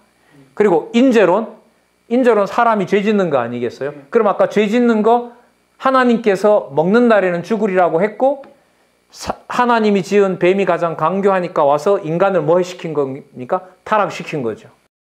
기독론 첫 아담을 통해서 에덴 동산 통치 상실하게 했는데 나중에 둘째 아담 그리스도가 오셔서 뭐 하실 거죠? 반드시 이루어 주실 것에 대한 기독론에 대한 틀 나옵니다. 교회론요? 부부교회가 어디쯤에서 나왔죠? 에덴동 한 이쯤에서 아까 3장에 보면 한 구절 내에 벌거벗었으나 부끄럽지 않더라가 나왔죠. 그럼 한 몸 되는 거잖아요. 그러면 이 부분에서 뭐가 설명이 돼요? 교회론이 설명이 됩니다. 예. 윤리적인 죄를 버리고 자기 자신을 변화시킨다는 그런 그렇죠. 그렇죠. 윤리적인 문제도 목사님들과 이제 제가 성경을 안내하는 입장에서는 요 구조대로 성경 그대로 설명을 해가면 돼요. 성령께서 웬만해서 이걸 생명의 말씀으로 주셨겠습니까? 근데 우리는 거기서 결론을 내가 내리고 너가 하라는 걸로 가니까 문제였던 거예요, 이제는. 근데 그 전까지는 왜 그렇게 할 수밖에 없었느냐? 성경을 모르다 보니까 여호와가 한다는 게 확증이 안 되니까 불안하잖아요. 성도의 고민은 아는 목사님으로서는. 그러니까 내가 하고 당신이 어느 정도 해야 하나님이 간구해 준다라는 걸로 결론을 내리는 거죠. 구원을 이루어가라는데 어떻게 될까요? 그러니까 아까 설명이 나왔잖아요. 이거 설명을 아까 1장, 2장, 3장, 4장에 보면 구원을 아까 누가 이루어 주세요? 여호와께서 이루시잖아요. 그럼 아까 보세요. 아벨을 죽였을 때는 구원을 이루는 정도가 아니라 구원에 싹 맞아 자르는 것처럼 보이잖아요. 그럼 베드로전서 2장 2절에는 어떻게 대답할 건데? 뭐죠? 베드로전서 2장이? 그 아기가 엄마의 젖을 빠듯이 하나님 말씀을 주야로. 그러니까요. 이제 목사님 지금 물으시는 거 보면 주로 이제 명령문으로 나온 걸 물으시고 계세요. 그런데 이제 일단은 서신서에 나타난 그 맥락을 보셔야 돼요. 그 앞뒤에 뭐가 나오는지. 그런데 설교에 익숙하다 보니까 사형리처럼 몇 장 몇 절 가지고 와서 명령을 가지고 사람에게 얘기를 한다고요. 그러니까 은혜로 시작해서 명령으로 마치는 구조였죠. 구속사는. 왜? 구원받게 해줘야 되니까. 근데 목사님 사실 1, 2, 3장 내용에서 구원을 여호와께서 언약한 대로 이루어 간다는 게 사실 여기 나왔거든요. 근데 이제 한 사례였는데 앞으로 뭐 시간 주어진 만큼 계시록까지 가면 그 내용 속에 구원 문제가 해소가 될 겁니다. 그러면 구원은 언약하신 대로 이루신다는 것을 선명하게 내용에 따라서 본문을 따라서 가르치면 구원에 대한 두려움이 사라지고 우리 어제 봤잖아요. 하나님 구원 언제 어디서 해결했습니까? 창세 전에 누구 안에서? 지혜 안에서 성자 그리스도 안에서 행여나 여기서 뭐 한다 하더라도 범죄한다 하더라도 그다음 또 말 안 듣게 해서 탕자처럼 어디에도 넣을 수도 있고 돼지우리에 넣을 수도 있고 그래서 어제 우리 저자를 통해서 들으셨잖아요. 여러분들도 요즘 교회 나올 분이 안 나오시는 거야. 그럼 둘 중에 하나인 거죠. 좀 하나님께서 육신의 정욕 가운데 맡겨서 진리의 말씀 듣는 것보다 세상이 더 좋게 했든가 아니면 궁금하긴 해요. 뭐 사고로 못 나오실 수도 있잖아요. 그럴 경우에는 또 좀 알아볼 수도 있는 거겠죠. 그래서 하나님의 백성을 누가 관리하신다? 하나님이 관리하신다. 그게 아까 제가 강조를 좀 드렸던 게 셋을 줬는데도 여호와 이름 못 불러요. 아버지라는 소리가 안 나오는 거야. 여호와께서 약속 이룬다는 게 안 나와요. 그런데 누굴 주니까 에노스를 주니까 비로소 여호와 맞구나 이렇게 되는 거죠. 근데 우리가 구원을 뭘 이제까지 자꾸 얘기를 했냐면 말로 열매 맺는다고 말로 그냥 구원이라고 말하면 구원받는다는 걸로 강요를 해왔던 거죠. 그럼 전도의 핵심은 뭘 가지고 있나요? 전도? 말씀 언약된 그대로 전해드리는 거죠. 백성들에게. 하나님의 백성에 그날 몇 명이 올지 모르잖아요, 목사님. 주일날 시간은 있지만 왜? 나는 준비해 놓은 시간이 있는데 누가 몇 명 나올지 모르는 거죠. 그러면 전도라는 말은 하나님의 약속하신 말씀을 주어진 그 자리에 하나님이 준비하게 하셔서 하나님이 들을 자에게 준비된 말씀으로, 자 여기서 주어가 또 중요하죠. 누가요? 보혜사 성령께서. 그런데 우리는 보혜사 성령이라는 말을 특히 목회를 하는 목사님 입장에서는 그래도 작은 것보다가는 큰 거, 적은 숫자보다가는 많은 숫자가, 거기에서 우리가 좀 흔들리면서 갈등이 생기는 거잖아요. 그러니까 전도라는 것은 하나님께서 약속하신 것이기 때문에 하나님이 창세전에 약속하신 그 하나님의 말씀이 반드시 들을 자에게는 듣게 되는 거죠. 목사님 오늘 여기서 목사님 뵌 게 뭐 몇 개월 전 그것도 아니고, 그게 들을 자에게 먼저 들은 저로 하여금 이런 귀한 시간에 목사님한테 전할 수 있도록, 이게 전도잖아요. 그럼 이걸 제가 준비했다고 할 수 있습니까? 목사님이 주체가 된다고 할 수 있습니까? 그렇다고 저자가 주체가 된다고 할 수 있습니까? 모든 것이 합력하여 하나님의 정하신 선을 이루는 거죠. 근데 성도들에게 이런 부분들을 우리가 이제까지 한국 사람으로서, 한국의 진리를 전하는 자로서 이걸 너무나 등한시하다 보니까 일단 세워놓은 교회가 관리가 더 중요한 거죠. 그렇죠. 그건 아니에요. 맞습니다. 근데 그걸 아니라고만 하면 안 되잖아요. 대안을 드려야 되잖아요. 이게 생명이잖아요. 그걸 이번에 이제 목사님들한테 제가 지금 전도하는 거잖아요. 하나님 먼저 듣게 하셔서 또 귀하게 저자까지 모시고 같이 와서 또 그동안 여기서 이런 하게 하신 그 하나님께서 전도의 주체가 되시고 살아계십니다. 아, 그러면 그때 그 목회가 내가 실패가 아니라 여호와 하나님이 살아계신 것을 확증해 준 자리였기 때문에 어떤 아쉬움도 모두 없다. 그때 하나님 살아계셨구나. 그러나 목회로 보면 그때 그걸 내가 잘못했기 때문에 내가 그때 실패를, 진짜 내가 잘못했다. 그거는 내가 할 때마다 누구 주어가 빠지는 거죠. 여호와가 아니다라는 게 빠지는 거죠. 그러면 제가 목사님을 만나는 방식이나 목사님께서 성도를 만나시는 건 다른 게 뭐가 있어요? 저는 장로님이 티켓팅 됐어요 라는데, 진짜 말씀은 드렸는데, 야, 일본은 아까 목사님 말로 뭐 별칭이 다 있잖아요. 무슨 뭐 쪽발이, 그리고 제가 제주도 사건을 알거든요. 제주도에 그런 분들을 많이 알아요. 죽도록 고생하고 좀 돈을 모아서 제주도에 왔는데 일본 돈 가져왔다고, 쪽발이 돈 가져왔다고 다시 돌아간 사람들. 아픔 덩어리인 거예요, 사실이. 일본이라는 데가.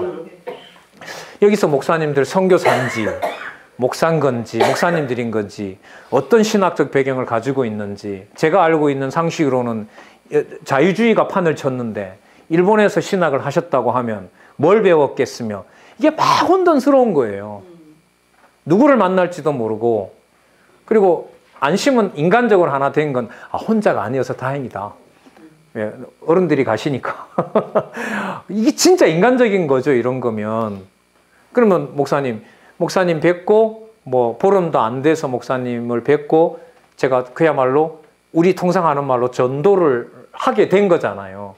근데 우리가 오늘 확인한 건 주어인 여호와가 하신다는 거 확인했고, 안 된다고 했던 게 그게 여호와가 살아계신 명백한 증거였고, 그 살아계신 것을 자기 백성에게는 자식을 때려 죽이는 한이 있더라도 반드시 약속을 이어가고, 나중에 목사님 출애굽기 이 열왕기상하 역대기상하 가면요, 이거 감당 안 됩니다.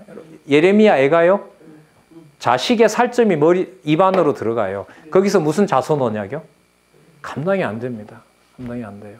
근데 그러니까 이렇게 전해놓고 제가 목사님들보다가 지식으로 많이 알고 있기 때문에 저는 목사님들보다 좀 낫잖아요. 제 스스로 생각하면 이게 버린 놈이지. 그러니까 자기 관리가 어떻게 그렇게 되는 그게 자기 관리 제가 하는 게 아니죠.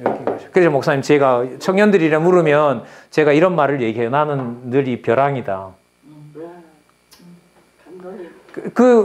그래, 제가 니체 전공자예요. 얼마나 매력 있는 철학자인 줄 몰라요. 이런 말들을 해요. 칸트나 헤겔을 읽잖아요, 목사님. 니체 못 읽습니다. 니체를 읽잖아요. 칸트, 헤겔을 다 읽습니다. 그럼 철학의 한 단계 높은 그 철학자를 제가 공부를 하게 된 거죠. 아까 불교도 제가요, 수백 시간 공부했고요. 예.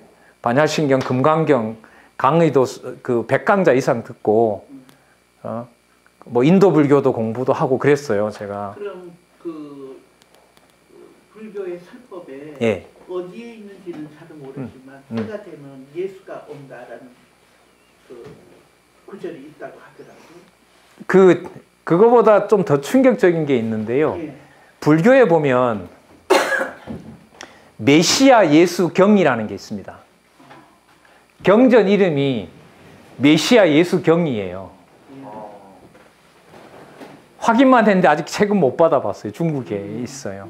무슨 뜻이냐면, 제가 뭘 말씀드리려고 하냐면, 성경을 성경대로 이렇게 단계마다 누굴 확인 못하면, 누굴 확인 못하게 해주시면, 주어를 여호와로 확인을 못하게 하면 한 절을 읽는 게 내 머릿속에 내 사상과 내 지식을 세우는 도구지, 그 비결이 뭐가 있겠어요? 은혜일 뿐이죠, 목사님. 그래서 저는 좀 뭐 건방진 얘기지만 버려지는 지점을 좀 알아요.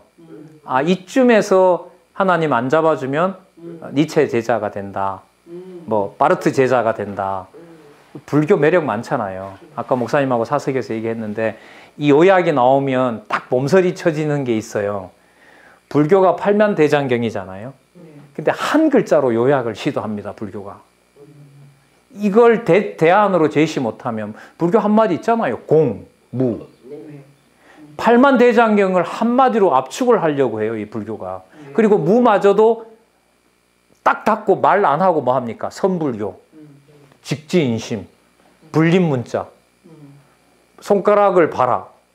손가락을 보지 말고 뭐 다르다 이런 거 나오잖아요. 그래서 이 단계마다가요, 본문이 이렇게 가면서 단계로 가는 것은 이거는 이 생명선입니다. 글쎄요, 목사님, 이쯤에서 말씀드린 정답입니다. 성경을 하나님 말씀으로 확증한 저자가 오기 전에 이 말씀 드리려고 했는데 또 그 사이에 오셨어요, 저자가. 하지 말아요? 예, 정답입니다. 성경을 하나님의 말씀으로 확증한, 그러나 시간은 좀 필요합니다, 목사님. 예.